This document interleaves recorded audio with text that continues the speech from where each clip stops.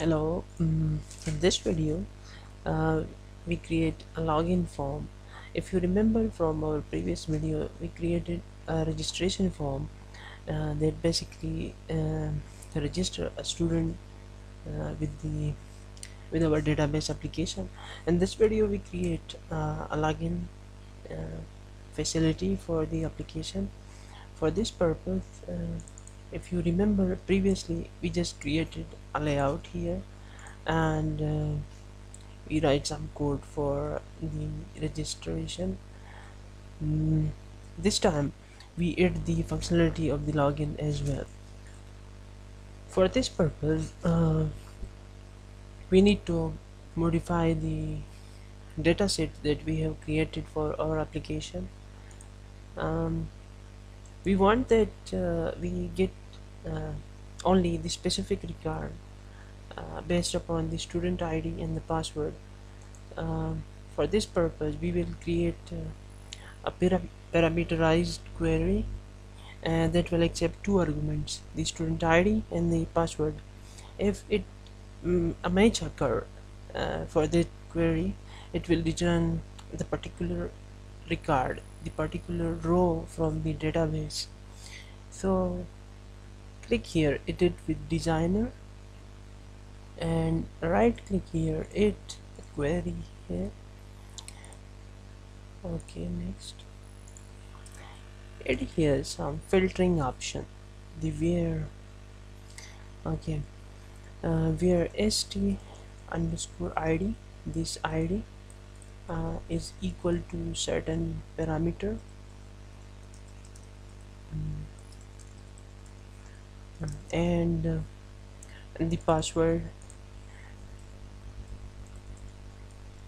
is equal to certain parameter that we will provide from the text boxes that the user enters. Student pass param. Okay, click next. We call it we call this parameter as fill by login, and here just an intuitive name is okay for it, any name. Okay, next, and then click finish. Okay, we have created a function, a query, a parameterized query. Now the task at hand is to name these variables. We name the student ID text box as the txt mm, stid, and this one is txt pwd. Txt means it's a text box. It's a good practice to give some initials in the beginning of every name that you give to any control in the vb.net. Okay, and the login button, we call it btn login. It's a good practice to give names like this so that you remember during your coding.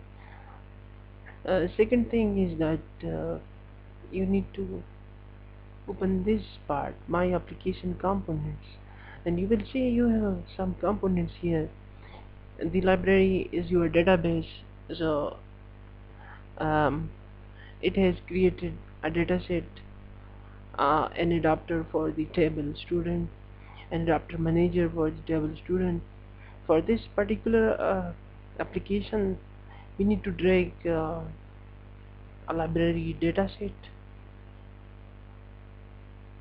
and the other the student table adapter, and the student table adapter manager. You can call them as you wish. I remove the one from them. Okay, now we access these objects in the code to get the uh, student ID and the password data from the database. They will help us. especially the student table adapter, will help us to execute the parameterized query. So, and if the query successfully executes and there is a match in the database, the returning results will be saved in the library dataset. So we will access the that particular row and will match it against the user ID and the password provided by the user. So if a match is occurred, so we will proceed him to the main page of the application. uh, I'm writing the code here against the login button, and you can find this code, the link to this code in the description of the video. I will post it there. So for this purpose, first of all, create a try catch block. When you write a try and then press enter, the block is created for you. This In the try, we write the code that we want to check for any runtime errors, and in the catch we write the code uh, to handle that particular error and to display messages uh, to the user. So now in the try block we try to um, execute the query first, uh, and the query will return the number of records, how many records have been uh, accessed from the database while he executes that particular parameterized query. First of all, before creating anything, you need to define some variables.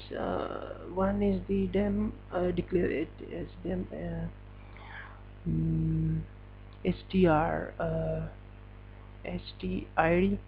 The value will be as string. We assign the value of the txt pwd.text. This is a text box. We create local variables for this purpose. So the stid will save the, oh sorry, this is txt id. ftr, we can call it pwd as string equal to txt password dot text. Now the next step is to pass these two variables, the provided ID and the provided password, to the parameterized query so that it can check in the DB that if any record is existing. If the, mm, for this purpose you need to use the student table adapter that you just created. Fill student by login. Now you need to provide the dataset and the two parameters, the student ID and the password. The student dataset is in the me dot library dataset dot student, and the username and password, the student ID, okay, stid, it saves the value from the text boxes, and str password. Okay, when this query is okay, you need to no if this query is executed, fill by login, it will return the number of records affected or being returned by this select query. So we save this in I num records, mm, as integer. You can create 16-bit integer. Okay, and then if we find a match in the DB, this number will be, the number of records will be more than 0. If no match is occurred, so the password in the ID doesn't exist in the database, and we must display the message accordingly. Now we check this for a success, mean if the number of records is greater than 0, so it means that we have find a match in the database for these two values, the student ID and the password. Now we double check the uh, ID and the password so that we can avoid SQL injection and like that. So for this purpose, you need to create two more variables that will store the student ID and the password that has been found in the database. So declare db student stdid as string is equal to it can be found in the dataset at the row 0 means 0, the rows starting from 0 and onward, the index start from 0 dot student ID. This is the actual value in the database. Then db pwd is string equal to me or library dot student dot password. Okay, the next thing is to compare these uh, and this database ID and password with this provided ID in the password. Okay, so you write the next statement here. If the db str ID is equal to the provided which we store in the stid and the db password dot equals the str password. Okay, um, so you authenticate the user. Here we say that user is authenticated. This just a comment so that you can know that we are authenticating the user here. uh, okay, now you need to open the main form. For this purpose you create a new form, dem frm main frm is new main. This is the main form, and I mentioned in the previous video also the name should be the same. Okay, now we send a value of the student ID from this login form to the main form so that the main form can access the further the profile details of the student ID. So the student ID we have in str or in the db, anyone you can give it.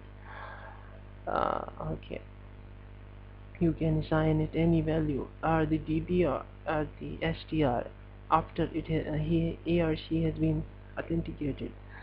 You pass the student ID from login to the main form. Then the next thing is to main form dot show and b dot close and return. So return means you exit from the code, you do not execute further code in this block. uh, okay, we write an else statement now. So if it doesn't match, so we say that we do not find any match for the provided username and ID. We say incorrect username and password, please try again. Okay. mm. And next thing is okay, here we mm, return also so that no further code is executed. um, for this f block, even we do not need to write here, we need to write the same message as a default.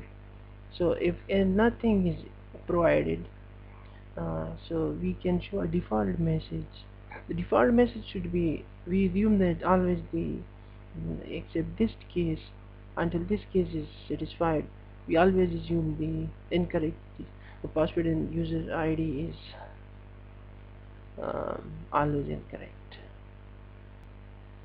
We can say student ID. Further, in the case block you just display a message box here to show that any runtime errors occurred uh, while connecting to the database and all those stuff, so it will be handled here. uh, I hope this is From here we also return that we do not need to execute further code in the block. uh, let's try this application, and I think we are finished now. I have one record here. I can show you in the DB. In the DB I have one record. That record is the student ID and the student password that I have created in the previous video when we were registering the user. So okay, the student ID is 8 1 ones, and the password is this. So I provided this password and username to this application. 1 2 3 4 5 6 7 8 ones, and then the password is 1 2 3 and then 5 6. I think we have some trouble.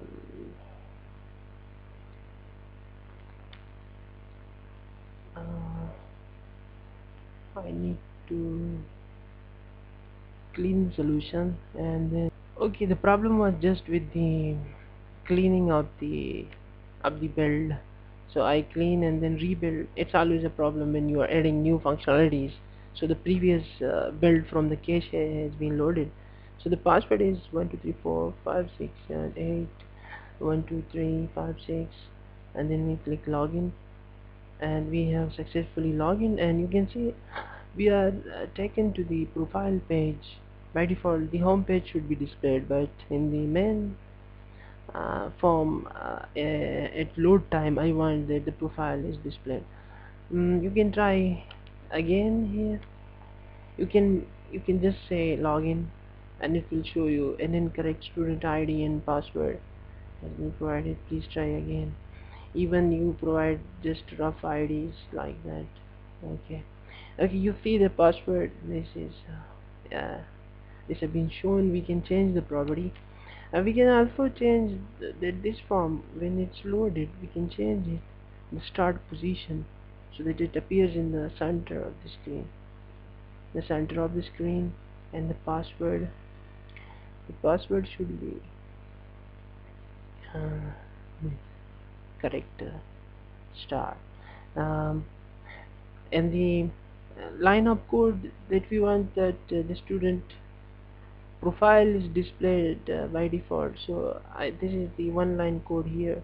Body tabs dot selected index is equal to 1. It starts from 0, so 0 means home, 1 means the profile, and etc. We write this code in the main load function, load event of the main form. So we try again, and this worked nice. I hope you one furthermore thing is that if you really want that this should be a masked text box, so you can delete this one and then get a masked yeah, this one here, and then you can set the mask to an 8-digit code, putting 8 zeros here. Okay. um, okay, so here the user can only enter the integers, and the length should be exactly 8, even not less than 8. So it's quite good for the change of name should be, we should give it the name the same that we used for the previous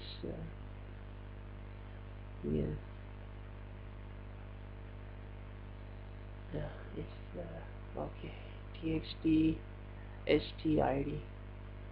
So the name is txt stid. Okay, once again we see, and then okay, I hope you enjoy this exercise, and you will try it so that you can add the login functionality. See you then. Bye bye.